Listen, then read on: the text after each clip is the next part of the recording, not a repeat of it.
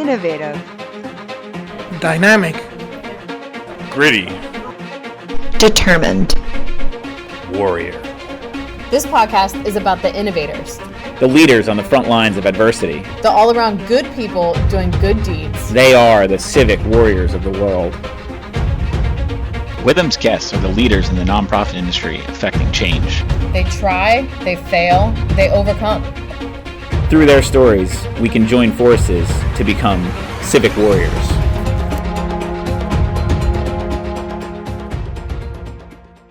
Hey Warriors, thanks for tuning in. Witham's guest and civic warriors today is Tamar. Tamar is an American-Armenian singer-songwriter and founder of Civic, a 501c3 nonprofit organization that discovers talented musicians in countries facing social, political, and/or cultural challenges and provides hyperlocal, world-class music education and resources to help create and distribute their own contemporary music worldwide. Tamar also formed the Civic Collective, which is a global, female-first music incubator, B Corp record label, and publisher set out to improve the lives of women in music in underserved regions. Let's welcome Tamar to the show. Tamar, why don't you talk a little bit about, just briefly, Civic itself, and then maybe we could talk a little bit about a couple projects you have going on and see where it goes. Absolutely. Thanks for this opportunity, first of all. And yeah, I mean, our whole theory on the work that we do is that talent is equally distributed around the world, but opportunity isn't. So we go to places that are on some level struggling from social, political, cultural challenges, and we help young musicians in those regions teach them how to write and produce their own music, because the goal is to, amplify their voices beyond where they're geographically located, and to use music is such a powerful medium, to use music as a way of self-expression and self-healing.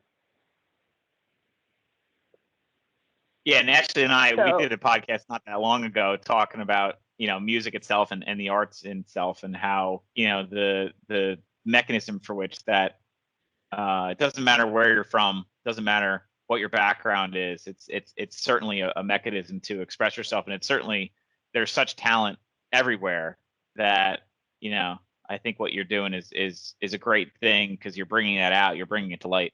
And Ashley's frozen, by the way. She was going to ask a question. Well, the one thing that I would say is that, my background's from the music business. In a past life, I was an artist. I'm not really focusing on my own music career as much now, because I essentially have 3 organizations that I'm running simultaneously.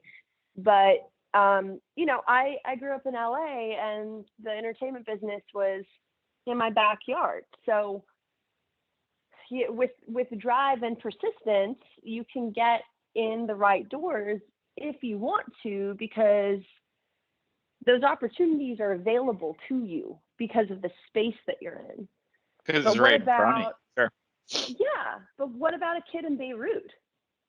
Right? What are they, what's happening there? Well, we know what's happening there. We know what's happening there. Yeah, a lot. What about a young woman in Tanzania? Right?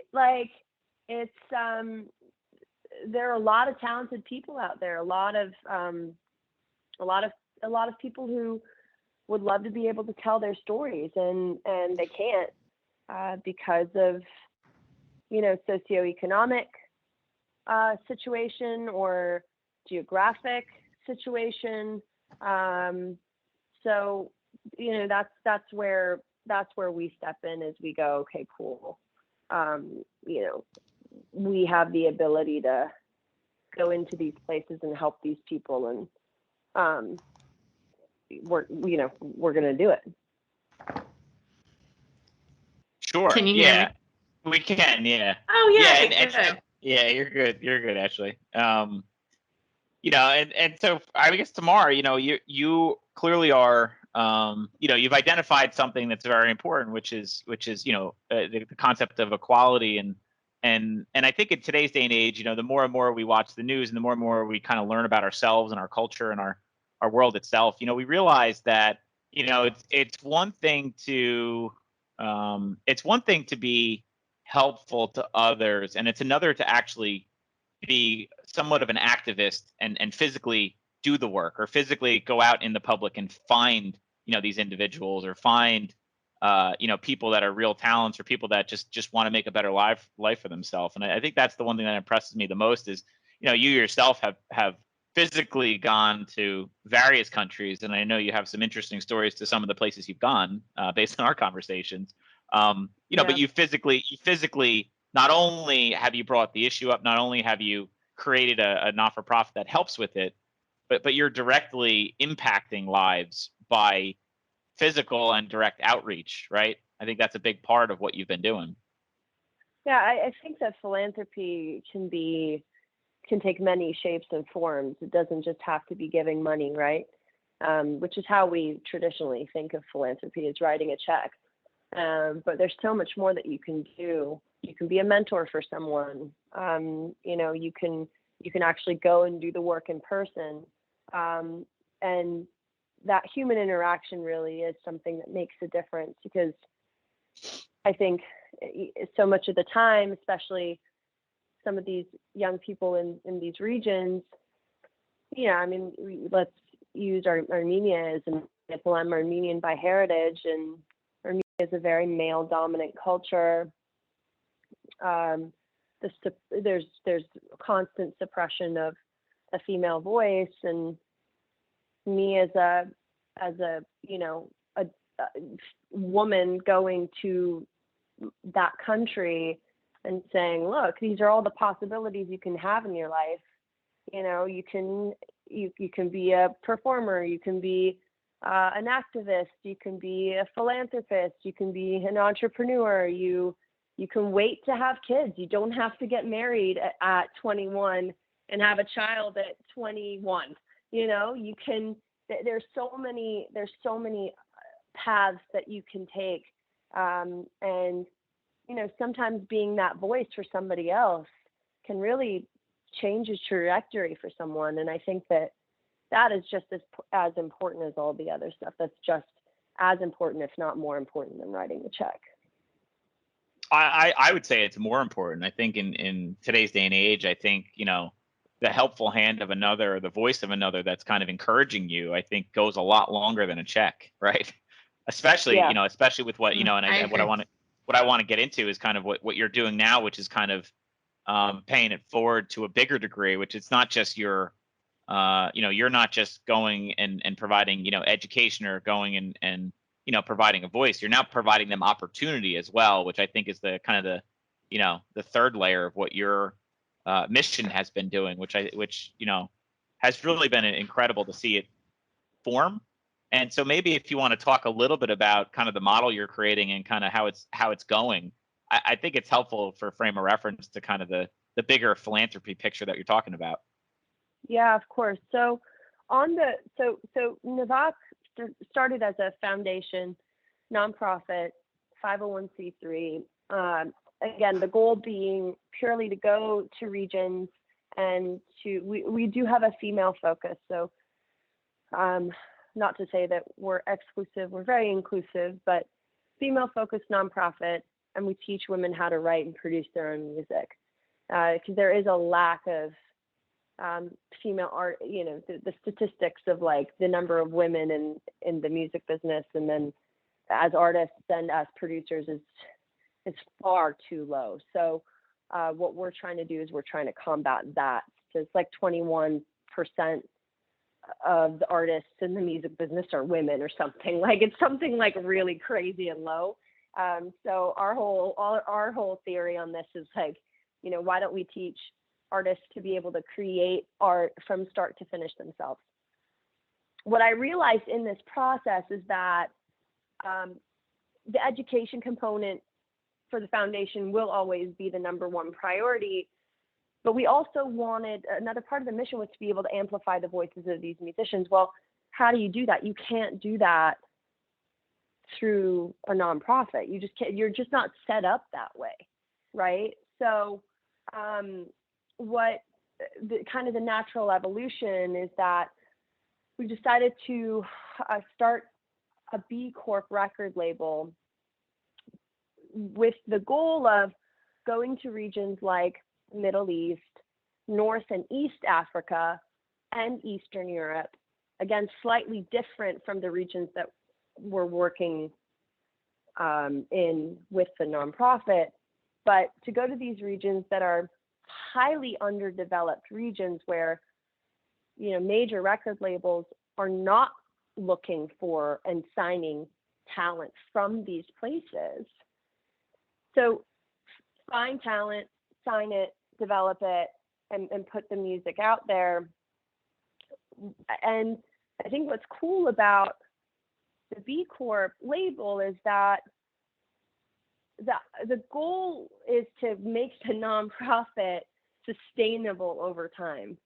Sustainability, I think, is something that's very interesting. It's something that, you know, we've been thinking about a lot ever since the nonprofit was founded, because, you know, the whole game of trying to go and find donors and corporate donors and individual donors is just such an exhausting process, and ultimately you end up wasting, I'm sorry I'm calling it wasting, but you end up wasting so much time that you could be actually doing more work. So Well, fundraising is a job in itself, right? Fundraising is an arm of most nonprofits, and you know, in your environment, you're the program, the management in general, and the fundraising, right? I mean, you're wearing all three hats. So you're right. I mean, it's not the wrong word to use. You know, the point is that you're not maximizing time somewhere else because you're spending so much time bringing money into the foundation to do the work you're doing, and that's not, you're not even paying yourself a salary, right? That's actually just straight up cost to provide and deliver the services you're delivering. So I think that's important to know too, is that, you know, you're volunteering 2,000 hours a year to make this happen. And, you know, that's great. Not necessarily sustainable forever, right? And so, you know, the bigger picture is how do you build an empire, as I would call it, or as, you know, as I see you building it, you're building the empire, and sustainability is the only way that that's going to thrive going forward. 100%. And so I think that, you know, I really think that there is a huge market opportunity in these regions, Middle East, Northeast Africa, and in Eastern Europe, because, you know, what's happening is that you're starting to see some really interesting statistics come from those regions. Namely, the fact that some of the major DSPs like Apple Music and Spotify now have made their streaming services available in those regions and are starting to set up shop in those regions. What does that mean? That means that they believe that they're going to get an influx of people using their platforms. I mean, the Middle East has like the second, you know, youngest population in the world. There's some statistic that by like 2024, like 75% of the youth there, they will have like essentially like an iPhone type device. That's crazy. Like the amount of music that's going to start being consumed in these regions is going to exponentially increase in the next 5 years. So we want to really be on the cutting edge of that. And, you know, what's also interesting is we started like digging around and being like, okay, well, you know, let's check the charts, right? Like, you know, who are the main artists that are streaming, let's just say in the Middle East right now? You realize, we realize, and this is so crazy to me. Two of the artists are like insanely old. I don't remember their names, but they're like in their 80s. And then one of them is dead. Like those are the top 3 streaming artists in the my Middle God. East right now. Yeah, that's the And that's demographic. crazy. Wow. That is crazy. And how did they those even get where people- they were? And how did they even How get did to they- that position, kind of? You wonder, like, what Oh, the well, I whole... mean, that's just politics. Yeah. The biggest pop star in Armenia is this girl named Sirusho, who is the ex-president's daughter-in-law. And like, that's just how you become famous, is dad pays for you to get there. And what that means is ultimately the most talented people don't get their voices heard. It's the people who have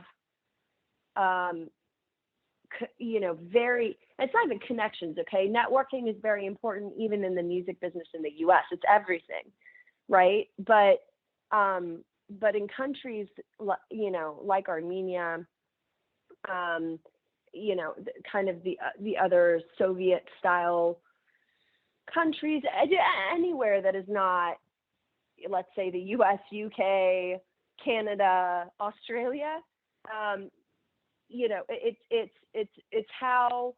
it's who you know and what powerful person you're connected to who is going to, amplify your voice that way. And it's just not, in my opinion, it's not fair. So we're really trying to equalize that playing field. Sure. Yeah, and not call them non-democratic countries or democracies, if you will. But it's the same. I mean, if you look at the U.S. like business market, it's the same thing too. Get rid of the word government, insert the word corporation, and it's the same. It's the same concept right now. Now, thankfully, our society is getting wise to it to the point of activism, right? That's why you're seeing a lot of what's going on, because I think much of the world is starting to really see the colors of the fact that it's not just one person or another. It's a whole system of things that are just designed to benefit one particular person or one particular demographic and not everybody. And so, I think the more and more that it gets called to light, I think, much of the younger generation, call it your, people in their teens and 20s right now are probably so in tune to the concept of diversity, more than 3 generations before them, that they're like, well, we want to help people, we want to see other people succeed. And so it's just so important the more and more that gets called to light. So, going back to your comment, I don't think the technology just shut off because you were calling negative against another government. I think the bigger picture is, it's calling to light the real issue of the world, which is inequality. And but it's not just inequality, it's how do we do something about it, right? I think the bigger picture is exactly what you're talking, which is what do you do about it? It's fine that it's there, but there has to be an outlet. There has to be a medium by which change can happen. And I think the Navak Collective you're creating is a mechanism for that change, if I understand correctly. Yeah, absolutely.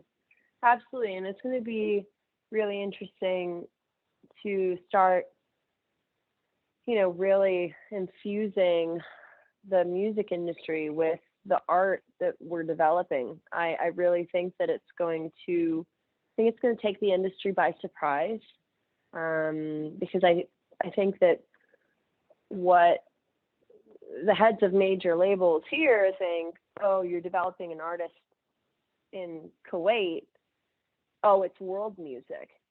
It gets like this, they categorize like labeled. it, Yeah, they label it in a way that's that, interesting.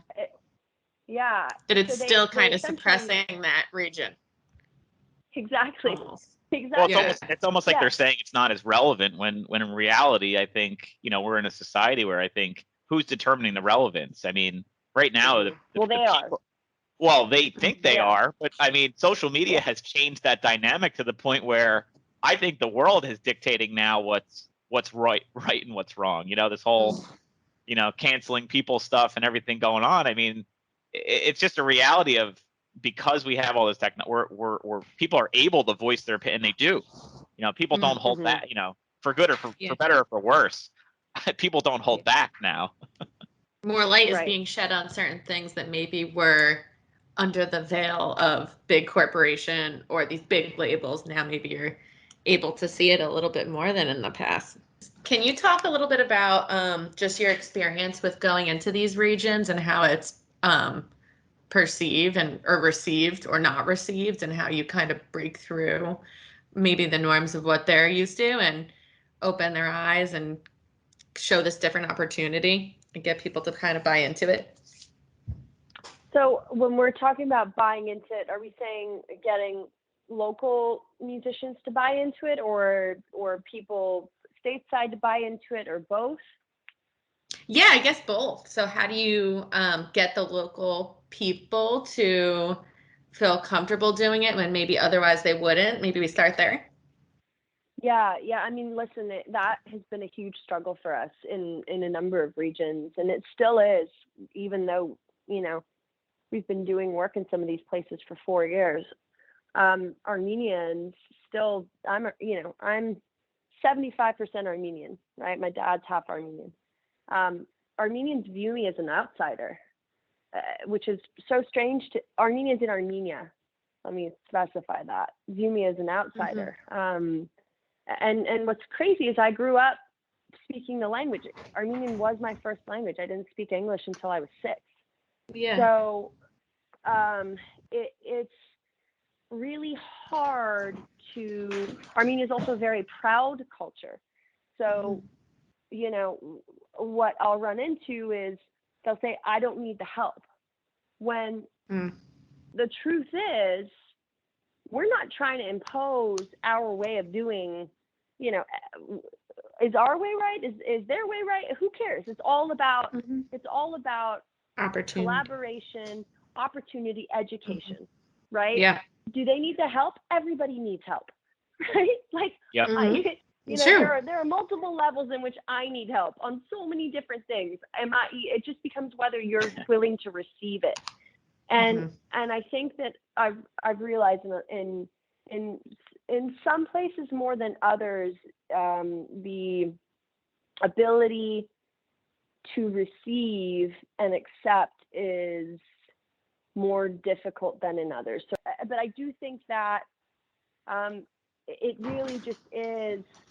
It's something that's like ingrained within the culture of like, I want what I want on my own terms.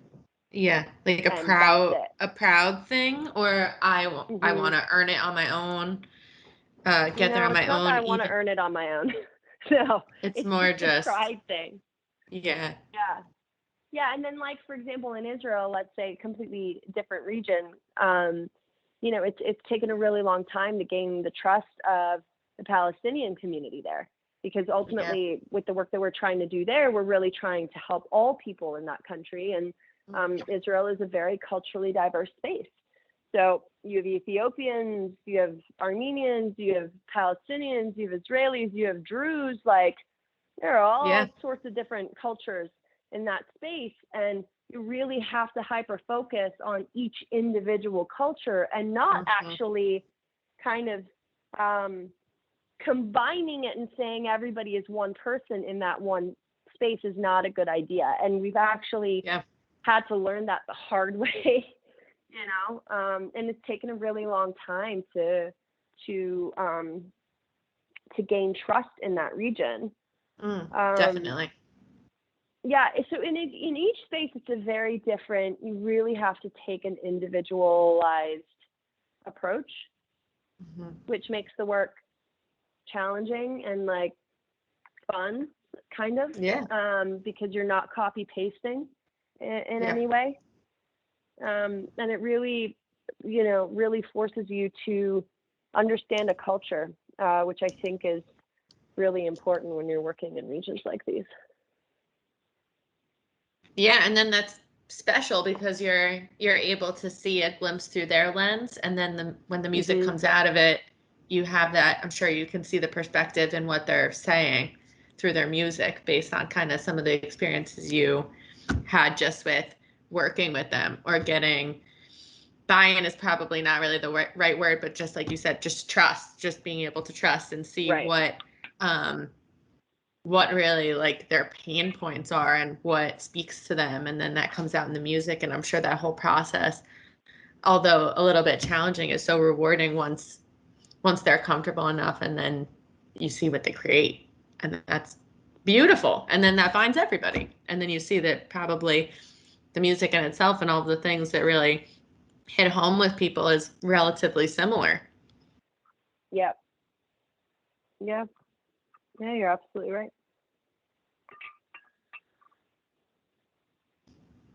Really awesome.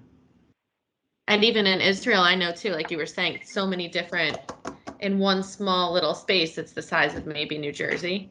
And and I guess in New Jersey there's tons of different cultures and different religious beliefs and backgrounds and everything.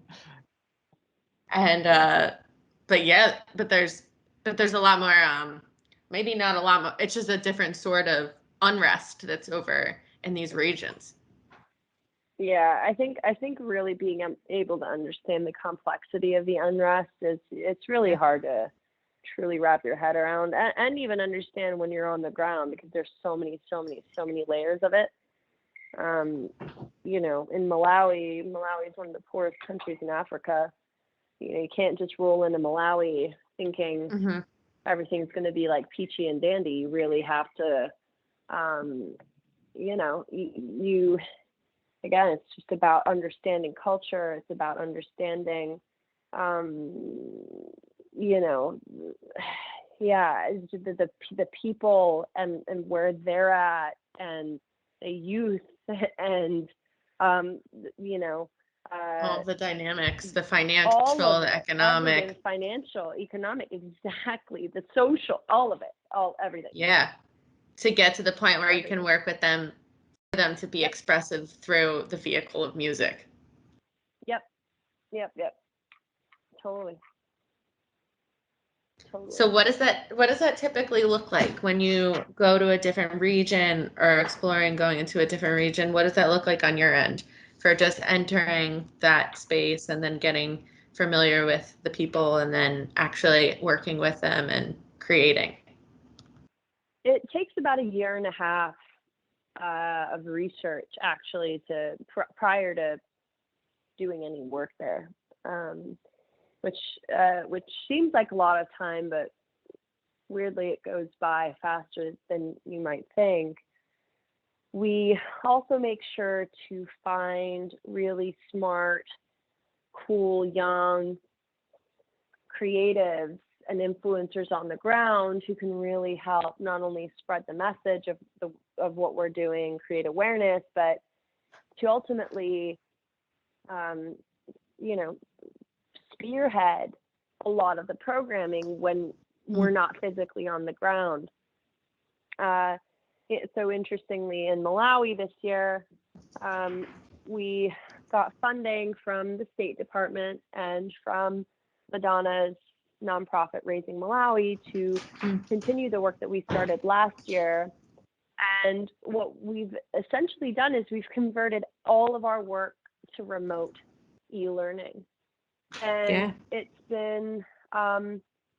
actually been eye-opening, because as Brad will attest, like, having worked with me for many years now, it's very costly to go to these regions and to do the work in person. So how do you reduce cost? You reduce cost by doing work remote. And it's actually going to be a life changer, game changer for the foundation.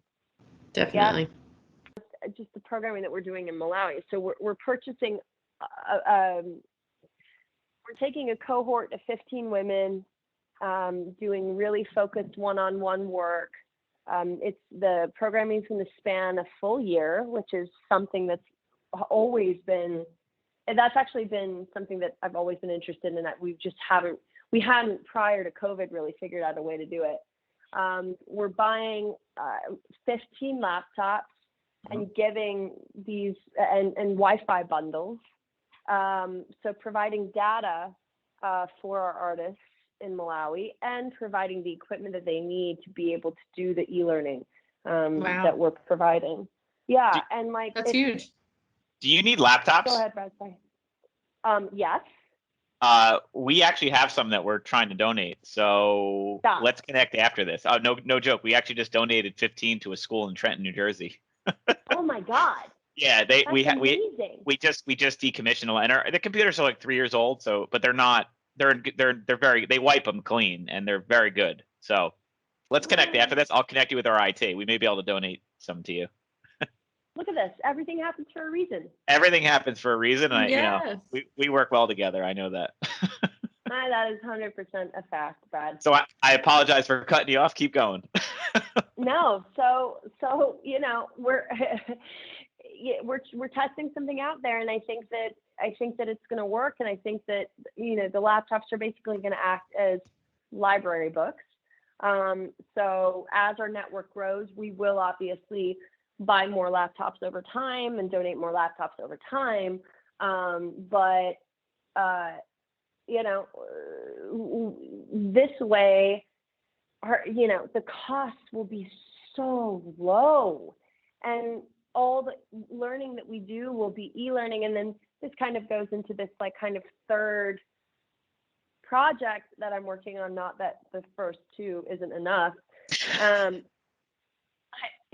don't know. I'm crazy. But most crazy people are successful. Friends, that's true. That's true. One of my really close friends is this songwriter. She's a Grammy nominated, maybe a Grammy award winning. I don't know if Allie's won a Grammy yet. If she hasn't, she should.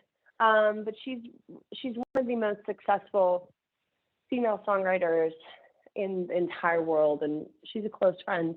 And right when COVID started, we just kind of like looked at each other over Zoom, and we were like, why don't we partner to try and create a place where we offer high quality music education for free, because music education is so damn expensive in the US.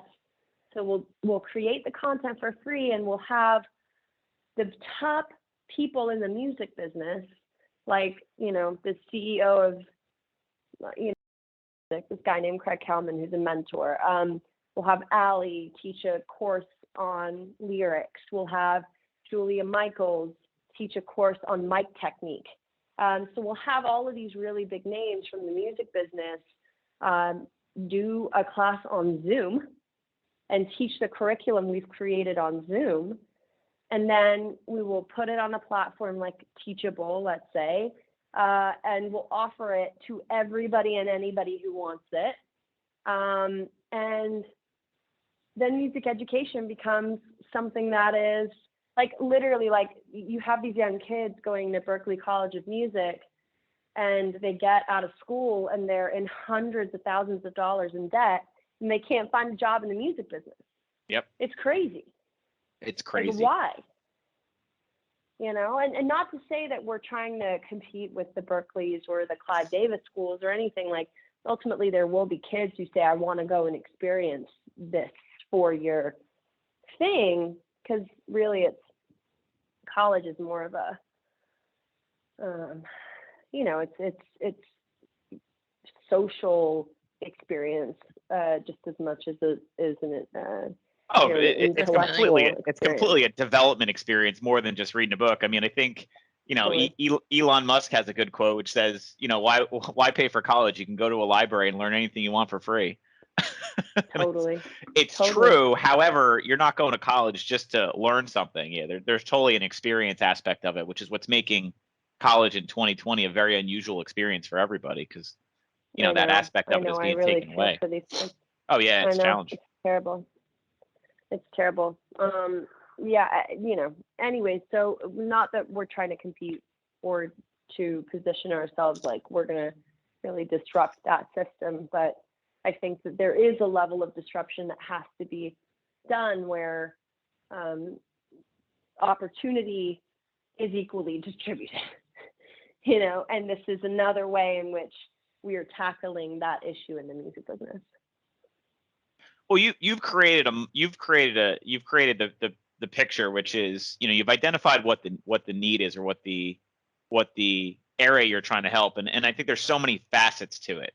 There's knowing people aspect of it. There's a knowing how to navigate the business aspect of it. There's an education aspect of it. There's the actual music part of it, which is what you're trying to do for a living. And all of these things are mutually inclusive. And so I think what was really cool about everything I've learned so far and kind of talking with you, and I think the one thing that, I love the world to know about more is just the fact that you're kind of creating this all-inclusive program, which is helping people not, be successful. It's not just, hey, we're going to give you a degree and then you're going to use that, then you're going to create your success. It's, we're giving you all the tools to be successful. And if you follow it, you probably will be. You have a very good opportunity. No matter where you're from, we're going to deliver it to you no matter where you are. And really they're going to, I'm sure you're going to have, you're going to be involved in it too. So they're going to know you and your contacts and how you go about your day. And I think that's, I know with the way our profession works, kids go to school for accounting. They come out of school to, work for a firm like ours. And, their first day, they're like, I have no idea how to do my job, Right. And it's like, it's that on the job training that really we coach people up. We say, okay, well, you're going to come with Brad today and you're just chat to him and you'll learn a lot more than you ever did in that textbook. I'll tell you that. And, for better or for worse, being around crazy people like me, but, yeah. So I think that, and I think the way you've structured it too, I think, you have a model that I think not everybody's utilizing, but I think your model, which is so cool, is the B Corp model, which is, we're creating a corporate structure which is built around philanthropy, and then we're just, we're setting it up such that we have different elements or different arms, and each one kind of does its own thing, all under the same mission, right? So regardless of tax status, regardless of what's going on, we have the same overriding goal, which is basically the goal of the foundation, which is, to help young women around the world. And you're just accomplishing that in such a way that you're facilitating it so people move from receiving education to having an opportunity to be with a label to, basically breaking into the market, which, I think that's the bigger picture of philanthropy from what I see. I think it's just an excellent model, and, it's all happening very quickly, which is cool. And also, you're donating so much time to make this happen. It's, when you're seeing some of these young ladies like make it, you're probably, I'm sure that, gives you a feeling of being very proud of everything you're doing. It's amazing. Two of our artists won this incredible, her name's Rosalind. Remember it because you will hear about her soon. She comes from a town of like 300 people in Armenia and a small village. And she is one of the most incredible songwriters I have ever had the pleasure of knowing or being around. She's truly a poet. And she just signed her first publishing deal with one of the biggest publishing companies in the world, Warner Chappell Publishing. And, wow. Her getting a $500 check in her bank account every month, those are those moments. Or Esther Lewis, who is one of our artists in Malawi, who is homeless or was homeless, getting a check for $500 in her bank account and essentially changing her entire life, And she is now too a Warner Chappell songwriter. Those are the moments where like you just go, oh, thank you. All of this work is paying off, and you can actually see the results, and you see the lives being changed in front of your eyes, and it's that makes all the bad days worth it. I do. And if you could just forget about, if we find a way to remember those good times and not the bad, life is good, right? Exactly. It's just those of us that are, I know myself, that are a little crazy. We tend to concentrate more on the things that aren't going well. Just forget about the fact. But yeah, I hear you. It's those little successes, or those, in this case, big successes that go a long way. Yep. So from your I agree. perspective, I mean, you've been doing a lot. I know we've had a lot of conversations. Where do you feel you need help? Like, where do you feel if you were to make a call to action to the public, like where do you feel you need the most, assistance to kind of help this dream come to fruition or further come to fruition? That's a great question. I mean, right now for the B Corp label, we're doing an investor raise. So, I feel like having just started an investor raise in this climate is I might as well be raising money in the Great Depression. Like, you know what I mean? Like, it's a really strange time to be doing this. But I also think it's timely because I think that this idea of,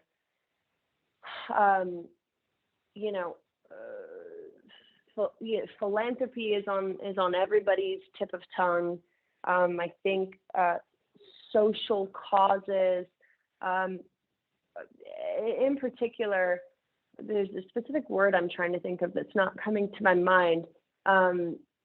Social impact causes or something are on tip of tongue as well. And so, I don't know if there are people within y'all's network who want to come on board and like invest in this company that I think, we're raising 1.2 million bucks. We already have like really incredible investors already signed up. The exec producer of The Daily Show has come on board as an investor. Jennifer Aniston's manager is investing. My friend who is in the HBO series Westworld is investing. So we have some pretty cool people who have said that they want to be in. I'd love to be able to open that to y'all's network if you guys know some cool people who would potentially want to get involved. Yeah, definitely. No, and I think that's, I think the more people hear this story, I think the more people are going to want to get involved. I see a huge ability to connect with more people. I see a huge need for what you're trying to do, and not even just need, but I just see so much positive in what you're trying to do, and it's just so very not only socially impactful, but very like altruistic in the thought process of, you're not just doing X, Y, and Z. You're doing so much more than what you're saying you're doing, right? I think there's just so much more happening that, like I said from the beginning, when people take a social inequity or a worldly inequity and actually do something with it and make something happen on limited resources and on everything going on, it's just, it's incredible to see it come to light. And, I'm excited for the day that, it gets 5 times as big as you're even dreaming it to be, right? Like, this concept, this model, and this program you're creating or platform you're creating, if you will, is really, is a model that I think others are going to copy, not just in the music world. I think in many, many different, professions and businesses around the country, around the world. I think it's a thought process that, when people talk about how they're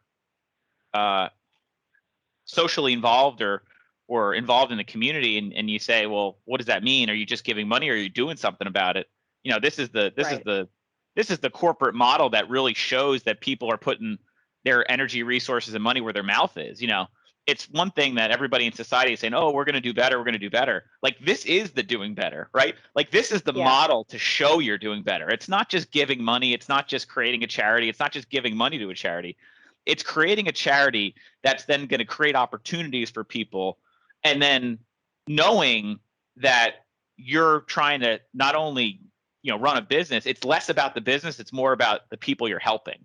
And I think if that shift happens in the corporations around the world, then this whole conversation in our news today about how the system is corrupt and unjust, it will go away because the system will no longer be corrupt. If you set up a B Corp where you have to be, by charter, you actually have to follow the mission. Like, you can't. Mm-hmm. You shouldn't violate that, or you're not going to be in business if you violate that. And so Exactly. it's establishing it from the beginning that you're setting up a system that's not going to create a unjust corporation, or you're not going to perpetuate the issues of old. And so, the bigger picture, and the reason why I really wanted to get your message out is this model is just such a powerful model to make change.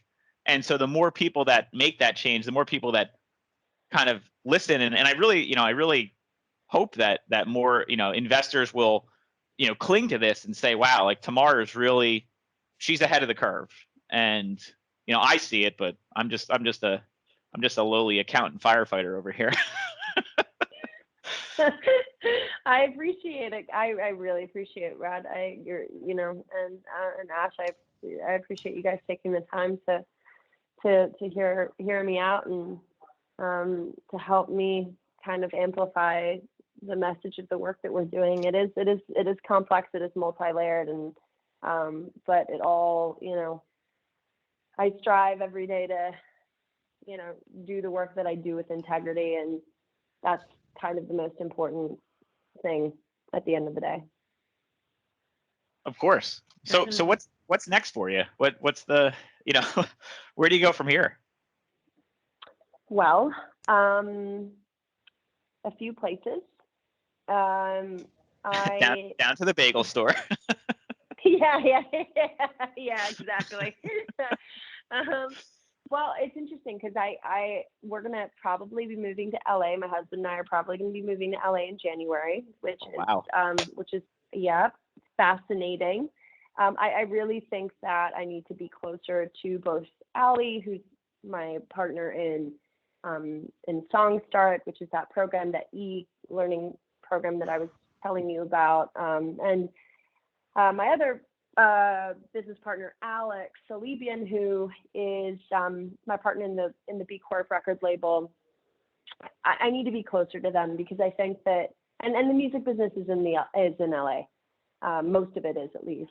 All the creatives are there. So just kind of mentally preparing, emotionally preparing myself for that move, because